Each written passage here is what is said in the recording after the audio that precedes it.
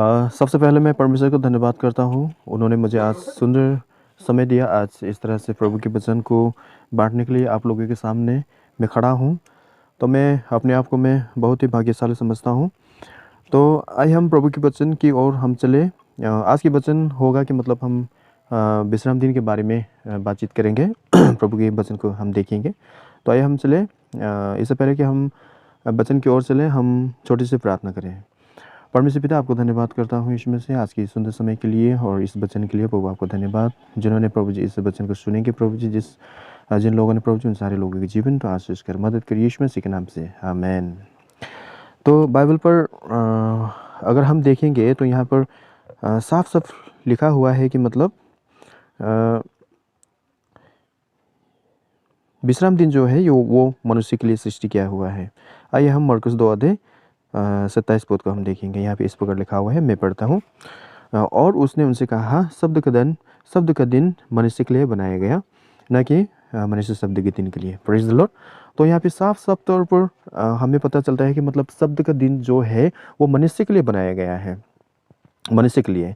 इसलिए मतलब मनुष्य के लिए बनाया गया। इसलिए मतलब जब उत्पत्ति में अगर 2 और 3 में हम देखेंगे तो वहाँ पे हम दिखाई देंगे कि वहाँ पर मतलब आदम और हवा के लिए परमेश्वर ने किया क्या, इस विश्राम दिन को, सब्बत को बनाकर आदम और हवा को उस एदन बगीचा में क्या किया, परमेश्वर ने उन्हें उस आज्ञा को मनुष्य के लिए दे दिया। Praise the Lord. तो इस आज्ञा बहुत ही पवित्र है और बहुत ही आशीषित है। ये जो आज्ञा है और ये जो विश्राम दिन है बहुत ही पवित्र और आशीषमय है। तो इसलिए ये जो आज्ञा है ये बहुत महत्वपूर्ण है। इसलिए इस आज्ञा को परमेश्वर ने क्या मनुष्य के लिए दे दिया। इसलिए बाइबल में लिखता है कि मतलब विश्राम दिन मनुष्य के लिए बनाया गया। तो इसी प्रकार से हम अगर हम इस पृथ्वी में अगर हम देखेंगे तो हर चीज़ की मतलब एक समय होती है।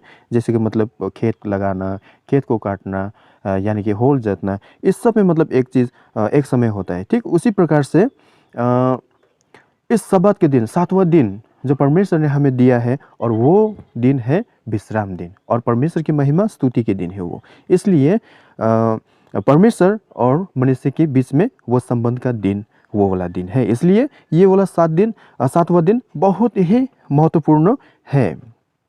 तो इसलिए हमें इस सब बात को हमें मानने की सख्त हमें ज़रूरत है। और बाइबल भी बताती है कि मतलब अगर हम यूहन्ना 13:15 में अगर हम देखेंगे तो यहाँ पर इस प्रकार लिखा हुआ है। आइए हम बाइबल को खोलेंगे। यूहन्ना 13:15 यहाँ पर इस प्रकार लिखा हुआ है, क्योंकि मैंने तुम्हें एक नमूना दिया है कि जैसे मैंने तुम्हारे साथ किया है वैसे ही तुम भी क्या करो। यहाँ पे साफ साफ लिखा हुआ कि मतलब यीशु मसीह ने एक नमूना दिया। तो उस नमूने क्या था, यीशु मसीह ने सब्बात के दिन में, विश्राम दिन में उन्होंने क्या किया, अपने पवित्र वचन को लेकर उन्होंने क्या किया, चर्च में जाकर ना, उस टाइम में जो चर्च था मतलब वहाँ पर यहूदी के जो चर्च था वहाँ पे वो खड़ा होकर प्रभु के वचन को बांट रहा था सब्बात के दिन में। Praise the Lord. तो ये एक नमूना था। और ये किस तरह का नमूना था, वो एक यीशु मसीह की एक रीति रिवाज की तरह था। रीति रिवाज और उनके एक नमूना था। तो यीशु मसीह यहाँ पर क्या करता है हमें एक नमूना दिखाता है वो सब्बात को मानकर। तो ठीक हमें भी क्या करना चाहिए, अगर यीशु मसीह सब्बात मानता है तो हमें भी यीशु मसीह की तरह सब्बात को मानना चाहिए। तो अगर हम 1 पतरस 2:21 में अगर हम देखेंगे तो यहाँ पर किस प्रकार लिखा हुआ है, आइए हम देखेंगे। और तुम इसी के लिए बुलाए भी गए हो, क्योंकि मसीह भी तुम्हारे लिए दुख उठाकर तुम्हें एक आदर्श दे गया है कि तुम भी उसके पद और चिन्हों पर चले।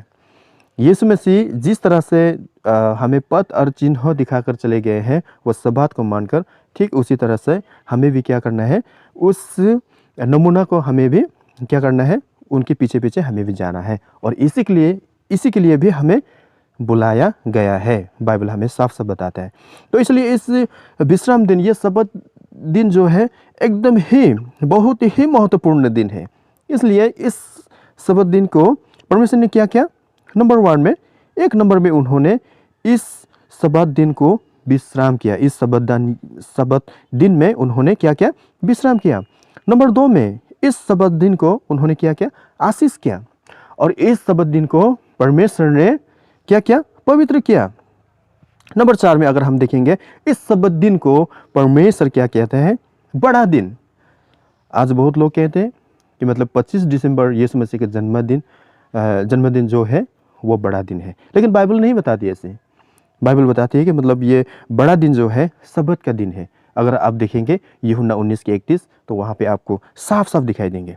और इस सबत दिन एक खास है, और वो है मनुष्य और परमेश्वर के बीच में एक चिन्हों का दिन।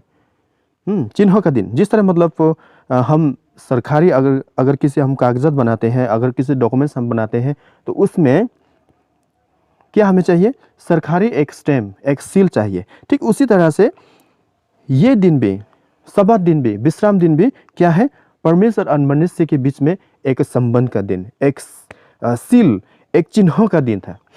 तो इसलिए हमें ये दिन हमारे लिए बहुत महत्वपूर्ण है। इसलिए हमें इस दिन को हमें सही ढंग से हमें पालन करना चाहिए, और इस दिन को हमें सही ढंग से हमें मानने की सख्त ज़रूरत है। इसलिए बाइबल बताती है कि मतलब मेरी आज्ञा को, यानी कि मेरी बातों को या तो तुम बढ़ाना या तो तुम घटाना। अगर हम प्रकाश भाई के 22 अध्याय के 17, 18 व 19 इस पद में अगर हम देखेंगे तो वहाँ पर लिखा हुआ है। तो अगर हम बाइबल के अनुसार हम चलेंगे तो हमें सबत मानने की ज़रूरत है। अगर बाइबल के अनुसार हम चलेंगे तो बाइबल की बातों को हम या तो हम बढ़ा सकते हैं या तो हम घटा सकते हैं। तो मैं आशा रखता हूँ कि आप लोग प्रभु के वचन को थोड़ा बहुत समझ गए होंगे। तो परमेश्वर आप लोगों के जीवन में आशीष करें। तो आप लोगों के जीवन में कुछ सवाल है, कुछ आप लोग पूछना चाहते हैं तो कमेंट में पूछ सकते हैं। मैं आप लोगों को जितना मैं जानता हूँ मैं आप लोगों को मैं उत्तर देने के लिए मैं कोशिश करूँगा। धन्यवाद। आप सभी लोगों के जीवन में परमेश्वर आशीष करें। आमीन।